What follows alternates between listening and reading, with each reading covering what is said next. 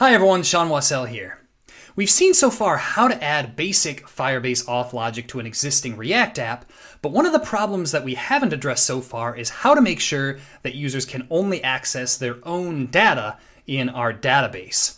Okay, so this is not as big of a problem when you actually start off building an application from scratch with authentication, right? When we first looked at Firebase Auth, the app that we built, we didn't really have to worry about this too much because it was naturally built in to the data that we were storing.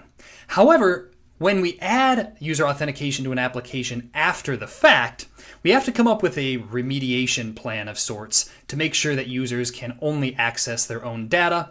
So that's what we're going to be seeing how to do here. And in addition to that, we're going to be seeing how to do this in a very efficient way without writing unnecessary repetitive code. So without further ado, let's jump right in and see how all of this works.